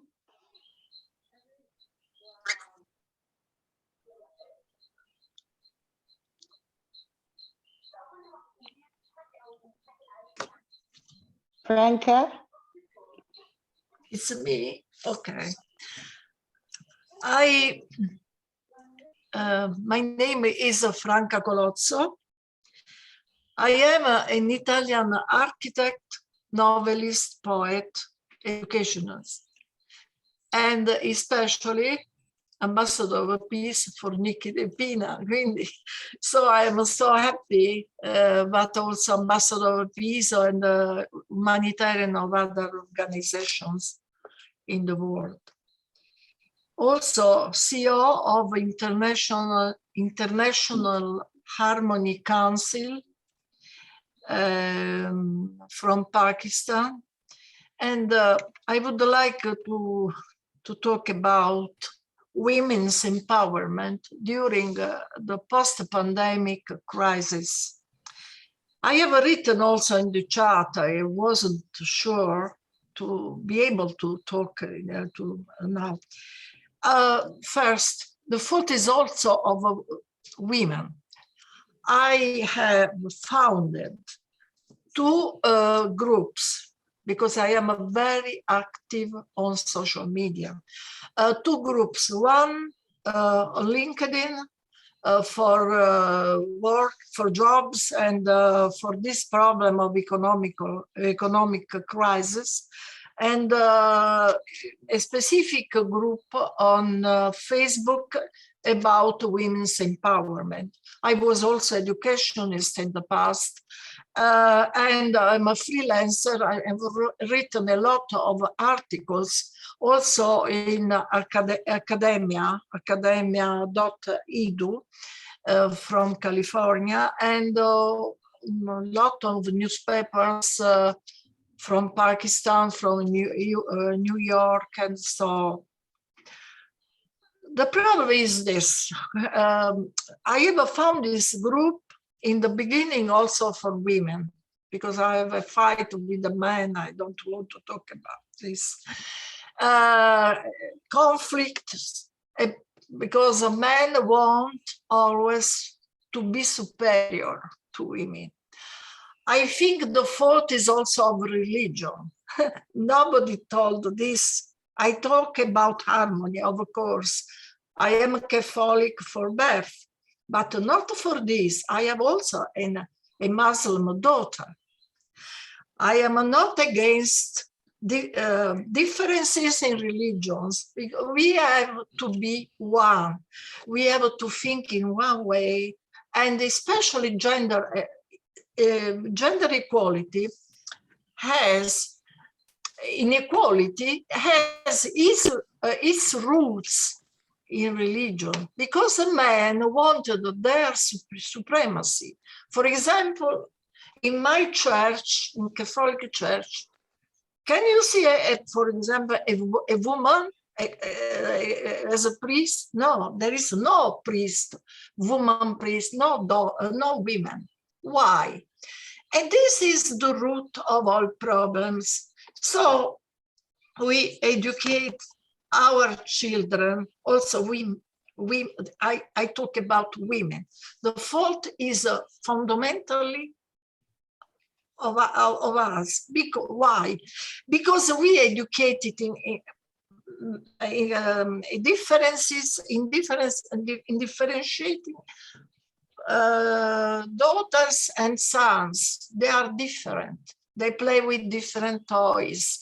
They do different things. They don't clean houses, for example, but daughters have some duties since the beginning. This is not correct. The fault is also about mothers. We have to educate mothers for their offspring. This is the fundamental point. We have to change women before changing men, because we give birth to men and women. We are, I think so, we have to change something. That's why in my group on Facebook, Women in Emotion, at the beginning, Women in Emotion, I wanted now to open also to men, because I closed the past for a conflict between me and my president. He wanted to have to be a boss. I don't like boss. No, it's important to be leaders, not boss. We have to work all together. That's why it's important also men inside some groups of women. And I wanted to, some days ago, I changed the rules of the group and put some men, because it's important of awareness. They have to be responsible like us, and we have to change our mindset, especially after the pandemic. I want to say only very quickly two things. We talk a lot, perhaps too much, about equal opportunities, but without it being really taken into serious consideration by men. It looks more like a facade effect, because it's trendy than a real leap in quality. We live in an era so troubled by the pandemic, and economic crisis is very difficult to face. The problem of women in this world seems to worsen more and more. Education of offspring, female work, empowerment appear increasingly difficult to achieve. What tools, in your opinion, can then be put in place to face this emergency? Plus the female problems in the war areas, such as Syria, Somalia, Yemen. Also, Kashmir, there are some problems. I have written a lot about the problem of Kashmir, also on YouTube videos and so on. The lack of freedom and a lack of free communication, rape, violence against women, and more, added an impoverishment of the female condition that represents a cry of alarm, which must be answered quickly before the situation worsens further with additional damage to the mental health of women themselves. We have to change the man's position because it's our problem to change this. Because the female universe is really complex and very spiritual, more than man. But it doesn't mean a war between genders. It means a solidarity between the two. We have to work together on the same path of life. No war, just understanding. This is very important if we want to change this world in a better place to live in. I have finished. Thank you so much. Thank Excuse you, me for my English. My English No, is in Italian. Thank you, Franca. I understood you though. I understood you, and you resonate very well with me too. Thank you very, very much. Very, I must say, thought-provoking. Yes, I agree with many of your points, and thank you for having a few words to say. Is there anybody else that would like to say a few words? I have 2 minutes.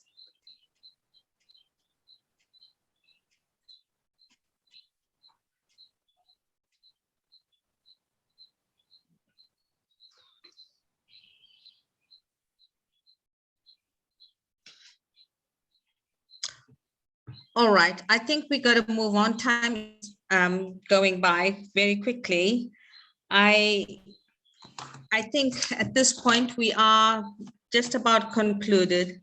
I would take this opportunity to thank each and every present for the wonderful, wonderful messages, sharing information, and making us aware of how you feel as individuals about gender-based violence. And I'm so proud that Global Peace Let's Talk can highlight this. And hopefully we will be doing this more often to highlight the problems that genders are facing. And I think it's a pandemic in its own right. So I also want to thank all the people involved, my team that I worked with, the event organizers, our communication team, Charles Juma, Janine Bosch-Vessels. And I really would like to ask Charles, please, Charles, if you could say a few words on the event. Thank you, Charles. You've got a few minutes.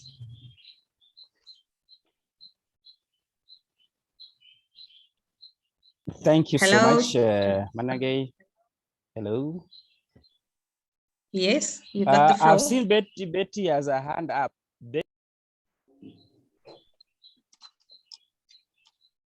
Thank you so much, Charles. I raised my hand, but Manage didn't say it. And I can see Nasir Mahmoud has also raised her hand up. But mine was just a call of action. I know from the information that I've gathered that you're doing this annually. So my call of action is to organize, if you're able to do this more frequently, and also be able to bring more people on board. Ultimately, you'll never know. This could also be a very good platform for fundraising, yeah? so that we keep on, reaching out to our survivors and victims out there. So if this is possible, maybe we can continue with our discussions after the meeting bilaterally so that we keep on doing what we know best. Thank you. Back to you. Thank you, Betty. Rabia? Thank you so much for giving me a chance. Hello, Rabia. Yes, can you listen me? Yeah, it's okay. Hello? Yes, we can. Okay.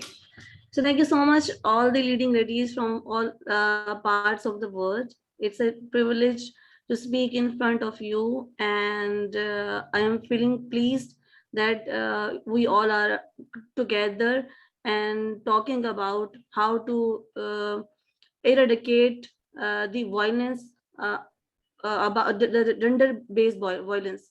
But what I think about it, this is my observation, and what I feel is when the word is created, we all, the humans are behaving on the emotions of insecurity. And because they are behaving and they feel that they want to secure themselves, they created the boundaries, then the things are evolving, the technology is also evolving. But if we take the action through the abundance of the because if we see in the nature, there is abundance in everywhere. So if we take the action through that form of nature, I think the results will be different. I think the human will understand that we haven't insecurities, and we haven't lack of anything. There are abundance resources anywhere. So I think the word should shift on that. And then about the women, my own dream is like to become #1 influential woman in the world by 2023. I just make this dream for myself by connecting a lot of ladies in the by using the social media. I just feel that there is something big for me. But I think that it maybe not be it is not easy to get it in that short time span. But but thinking about it and having that dream, I just want to I inspire myself and others that we should think ahead for ourselves. We should raise our self-esteem.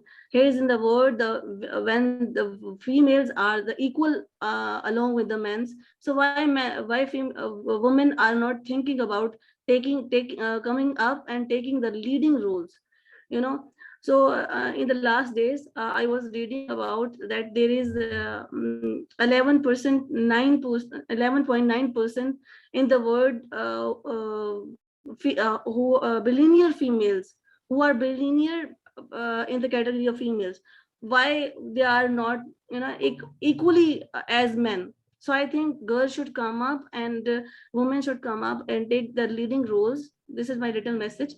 And I hope, and I also want to say congratulations to Nikki for this amazing event. And I get chance to listen from all of you. And thank you so much to DigitalSenator Mian Ateeq for inviting me here. So thank you so much.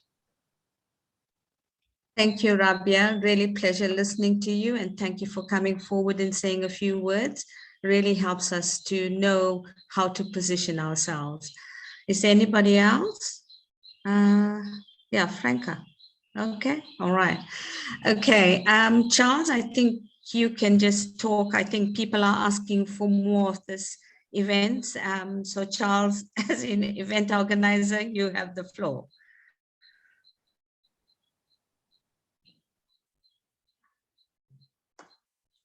Thank you so much, and thanks to everyone that attended. I don't have much to say. I just want to thank our speakers, everyone who participated. It is a wonderful moment learning from you, the experiences that you've had, the work that you're doing. Really thank you for what you are doing. I want to thank the global. It is very rare to find such opportunities to be able to share. I also want to say there is something that Betty has said, and Betty, the report is we had even planned another meeting for such a kind before this one.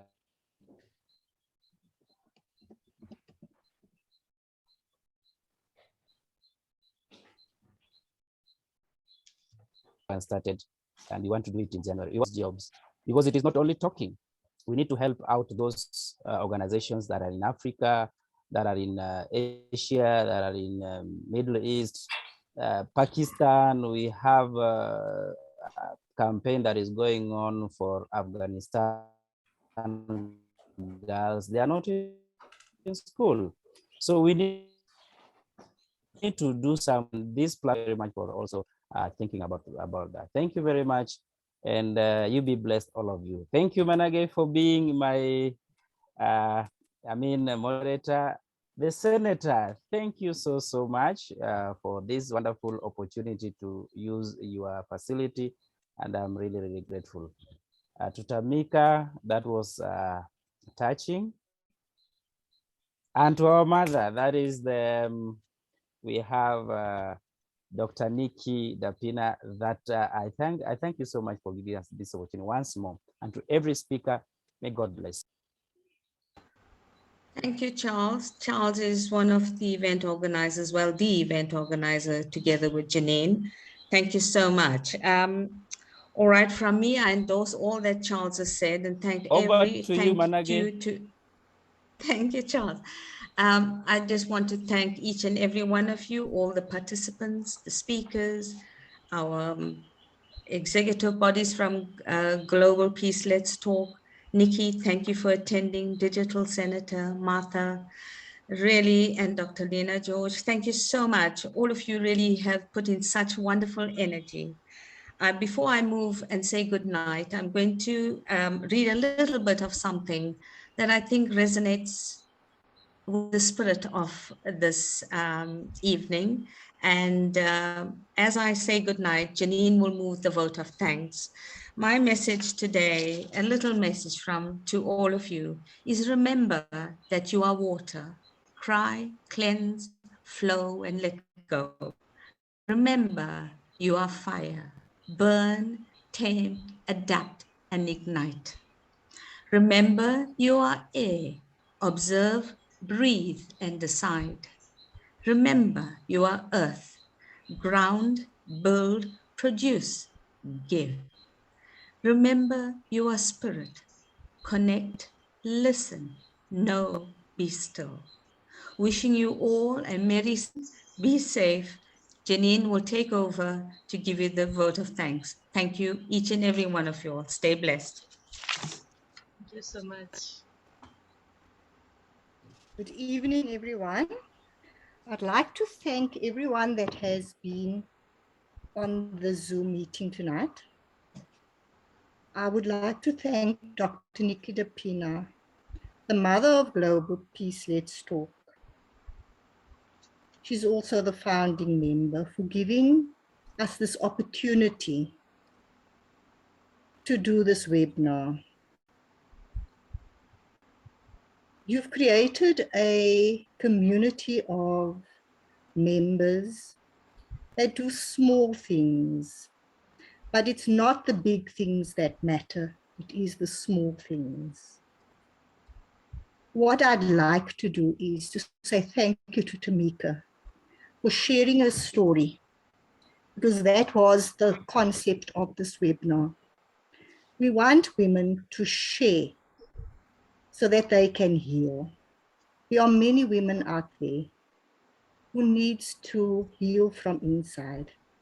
And I would like us to continue a series of webinars where we can have women sharing their stories so that other women can come out and speak about their experiences. Because we are not victims. We have to be victors in order to win the fight. To everyone who participated, every speaker, Marta and her crew, Dr. Jayannath, thank you for all that you have done for us. DigitalSenator, for giving us the Zoom account. We really appreciate it. To Managai, thank you so much for all you have done. You have been our strength through this week. To Charles Juma, also known as Outering Schools. Without this, without your involvement, this would not have been possible. To the participants that listened to our speakers, please, we are certificates. Please fill in the forms. Charles will put it into the chat. And thank you once again. If I have missed out on anyone's name, please, I do not mean to do that. And Tamika, once again, I want a platform where you can also come in and we can have a series where we can speak out against what has happened to us. I too am a victim, but I will not be the victim. I will be the victor. Remember that always. We are not victims, we are victors. Thank you.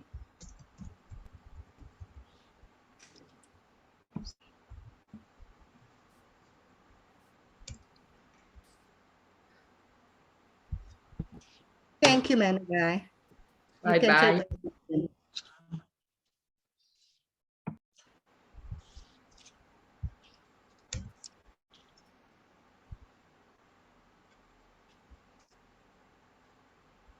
Ciao, Nikki. Ciao. Bye. Have a nice weekend, all of you. Okay. Bye-bye, everybody. Thank you very much. Enjoy life.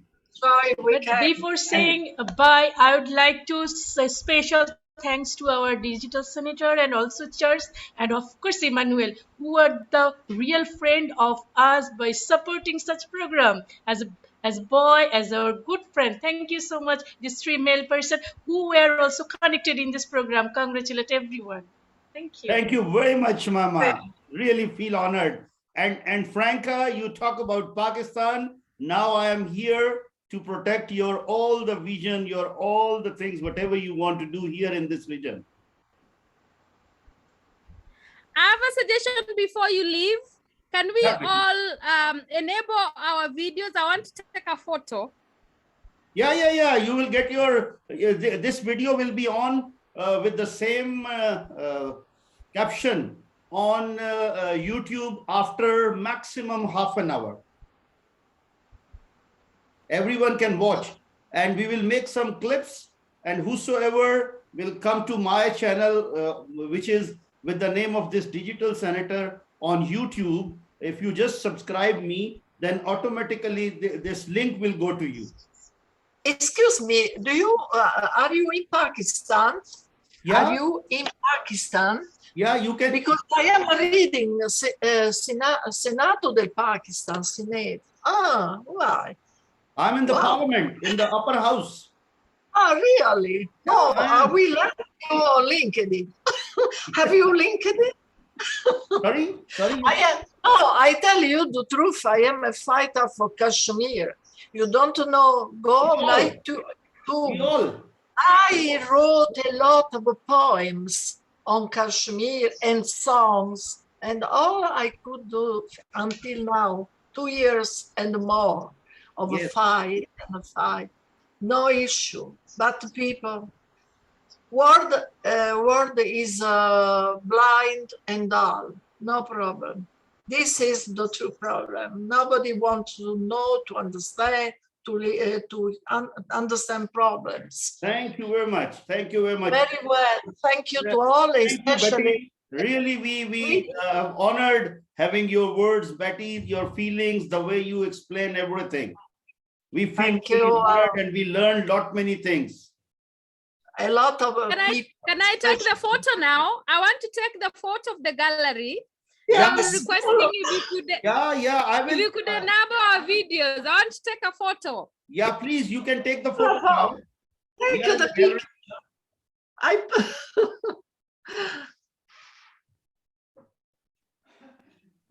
Done. Take one more. Ciao. Have a nice evening, all Thank of you. And, good night, we got- everybody. Nikki, thank you very much, and really Thank you. congratulations Thank to you. Vida is my star, my son, my life. Ciao a tutti. Have a nice evening again. Ciao. Sister Nikki, really all the team, and especially Mr. Charles and everybody has done a lot for this today's event. So to make this success, it's a real success of you, all your team, and Global Peace Let's Talk, Charles, and our very lovely host as well. Thank you very much. Have a good night. Bye-bye. Bye. Sweet dreams to all. Bye.